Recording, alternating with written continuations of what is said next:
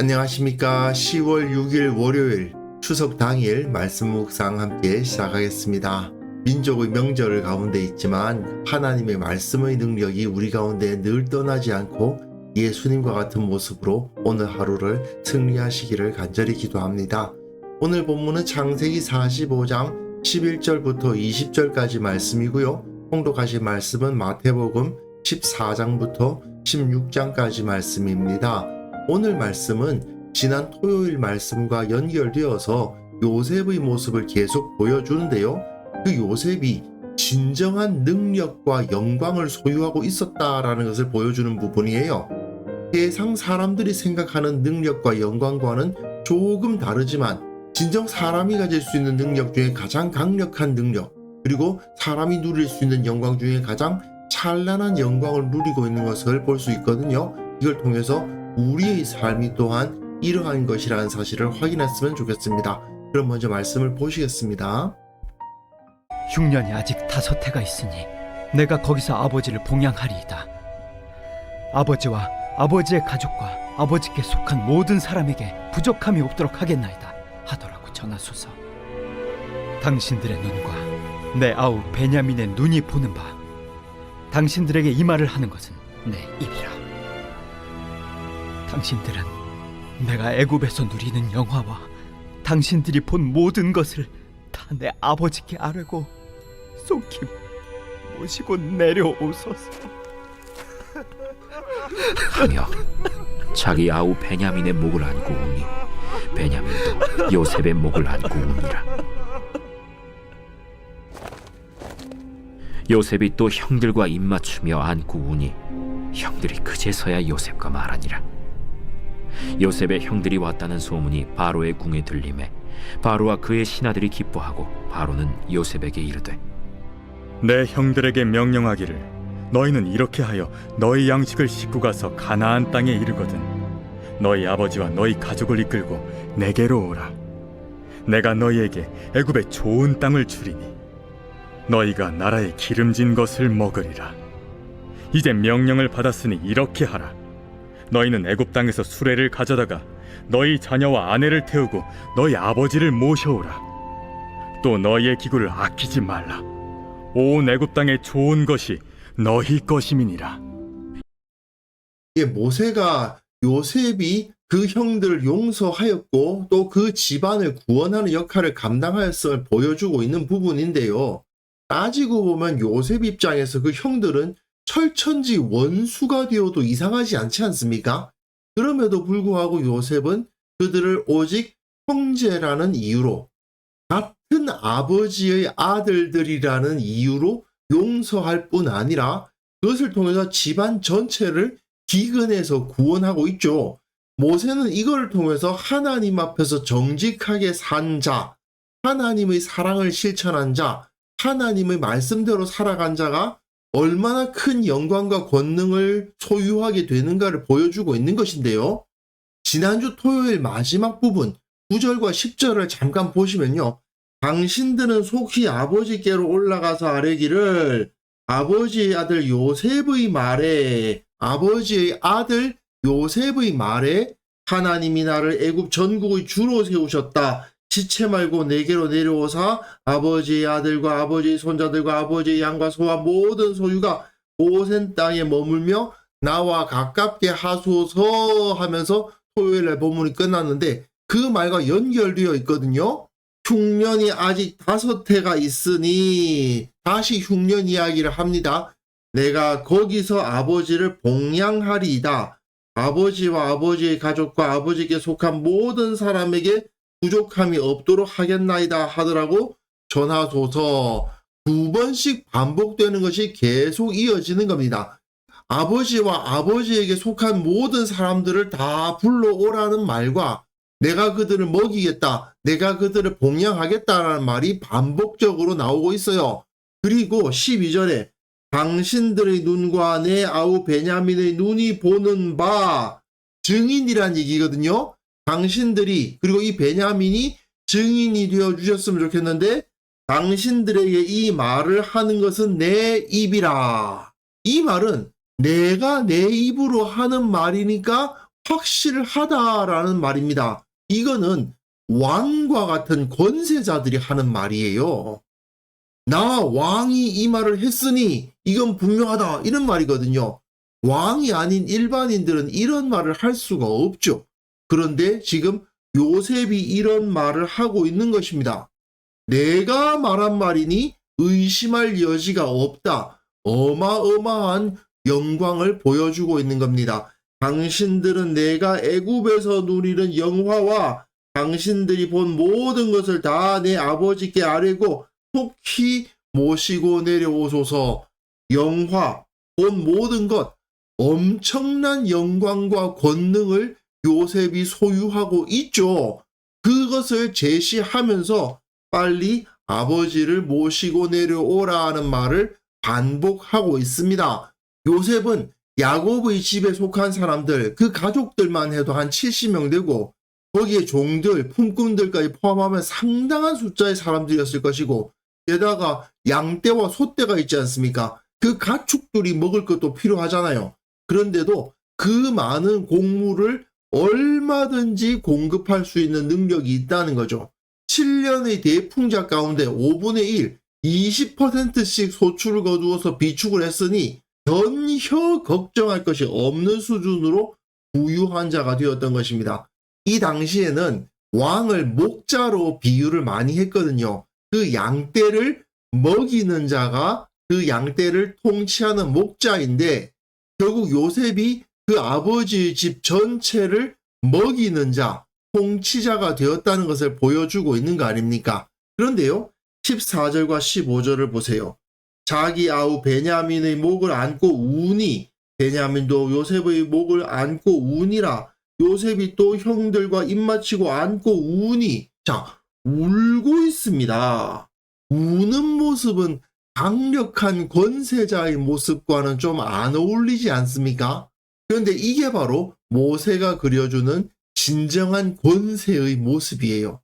누가 보더라도 어마어마한 권능을 가지고 있음에도 불구하고 이렇게 동생과 형을 보듬는 모습, 그리고 그들 용서하며 우는 모습이야말로 진정한 권세자의 모습이라고 모세가 그려주고 있는 겁니다.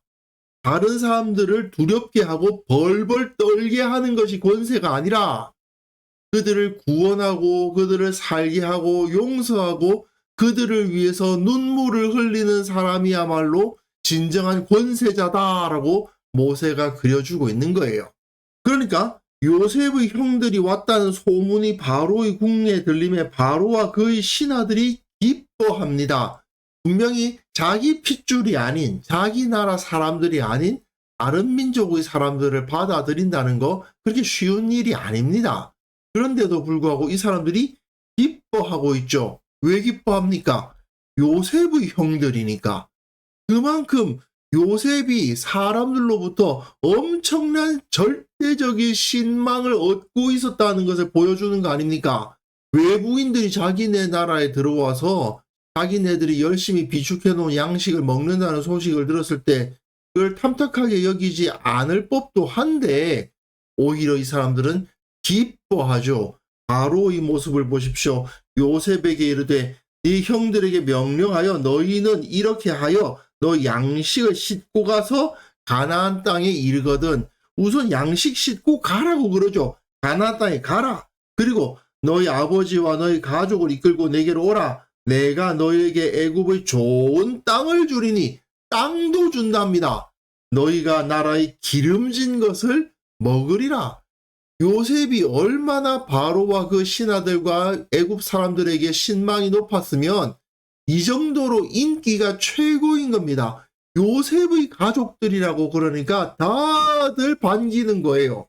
게다가 땅도 준다고 하잖아요. 하나님의 백성들이 그 땅을 다스리게 된다는 것이 여기서도 나타나고 있죠. 그리고 이제 명령을 받았으니 이렇게 하라. 너희는 애굽 땅에서 수레를 가져다가 너희 자녀와 아내를 태우고 너희 아버지를 모셔오라. 수레를 가지고 가라고까지 합니다. 이 당시에 수레에 사람들을 앉히고 데려온다는 것은 그야말로 최고급 귀빈 대접이라고 할 수 있는데 너희 자녀와 아내를 태우고 너희 아버지를 모셔오라고. 또 너희의 기구를 아끼지 말라는 말은 수레가 몇 개가 필요하든지 다 가지고 가라는 얘기죠. 온 애굽 땅의 좋은 것이 너희 것임이라. 애굽에 있는 모든 것을 다 쓰셔도 좋으니까 당신의 아버지와 가족들을 데려오십시오라고까지 말하고 있는 것입니다. 결국 바로가 가지고 있었던 모든 권세를 요셉이 다 가지고 있었던 것이나 다름이 없는데, 요셉이 발휘하는 이 권세의 모습은 칼로 사람들을 두렵게 해서 그 앞에서 꼼짝 못하고 따를 수밖에 없게 만드는 것이 아니고, 기뻐하면서 요셉의 형들을 맞으러 나오고 그들에게 뭐라도 내주겠다고 하게 되는 이러한 모습으로 그 땅을 다스리는 거잖아요. 이것이야말로 진정한 권세죠. 세상의 그 어떤 왕도, 그 어떤 부호도 가지지 못했던 영광과 능력과 권세를 가지고 있었다라는 것을 보여줍니다. 자, 요셉의 인생을 다시 한번 생각해 보십시다. 억울한 일을 당하고 고통 가운데 있었습니다. 그럼에도 불구하고 하나님 앞에서 정직하게 행하려고 노력했던 사람이죠. 결국은 이와 같은 영광과 능력을 얻었고 자기 가족들을 회복시켰고 또 그들을 기근해서 구원하는 역할까지 감당할 수 있었습니다. 그 가족이 다 깨어져 있었지만 그들이 하나 되게 하고, 그들이 굶어 죽을 위험 앞에 놓였지만 그들을 구원하는 그 능력을 요셉이 가질 수 있었는데 어떻게 그것이 가능했습니까? 하나님 앞에서 정직하게 행했기 때문이죠. 하나님의 말씀대로 하나님 앞에 부끄럽지 않게 살려고 했을 때 그가 영광을 얻고 또한 그 가족들이 구원을 얻고 온 땅이 그로 인해서 복을 받고 그 생명을 보존할 수 있는 일이 벌어졌던 것입니다. 이게 바로 우리 주님, 예수님의 모습이기도 하죠. 이것이야말로 우리가 마땅히 따라야 할 삶의 모범이 아닌가 생각합니다. 요셉과 같이 하나님 앞에서 정직하게 살아가는 것, 예수님의 마음으로 용서하는 그러한 모습으로 우리가 살아간다면 우리의 삶에서 회복, 구원의 역사가 일어날 것이고 또 이런 큰 영광과 권세가 우리에게 주어진다는 것을 이 시간 확신할 수 있었으면 좋겠습니다. 이걸 믿고 우리가 더욱더 예수님을 닮고자 노력해 가면 결국은 우리 인생을 통해서 이러한 영광스러운 일이 벌어질 수 있는 것입니다. 그래서 이 시간 함께 기도하실 때에는요, 우리가 예수님의 모범을 따라서 참된 능력과 영광을 누리는 자들이 되게 하여 주옵소서. 우리 교회 모든 성도들이 서로 겸손히 섬길 때 그 모습을 통해서 주님의 권능과 영광이 나타나는 것을 보게 하옵소서. 함께 기도하는 시간 가졌으면 합니다.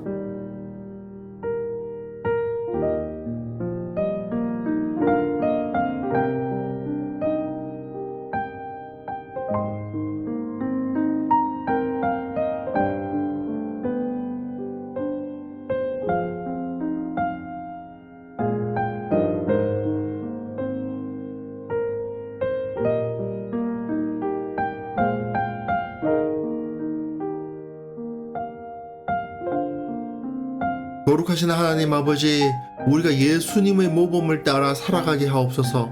그렇게 했을 때 주님의 능력과 주님의 영광을 우리도 누릴 수 있다는 것을 믿게 하시고, 늘 주님 앞에 순종하며 정직하게 살다 보면 결국 요셉이 누린 것과 같은 이러한 영광을 우리도 누릴 수 있음을 깨닫게 하여 주옵소서. 그렇게 우리 교회 모든 성도들이 언제나 겸손히 섬기게 하시고 그것을 통해서 주님의 권능과 영광이 교회 가운데 나타나는 살아있는 공동체가 될 수 있도록 주님 역사하여 주옵소서. 한국교회 모든 성도들, 모든 교회들이 요셉처럼 예수님처럼 세상을 치유하는 역할을 감당하게 하시고 용서하고 구원하는 역할을 감당하는 자들이 다 될 수 있도록 주께서 은혜를 베풀어 주옵소서. 주님, 특별히 오늘 민족의 명절을 맞이하여 여러 곳으로 오가는 사람들도 있을 것이고 또 친척들과의 만남을 가지는 이들도 있을 터인데 그 가운데 주님의 지혜를 허락하여 주시고 주님의 능력으로 주님의 평안으로 오늘 하루를 보낼 수 있도록 도와주옵소서.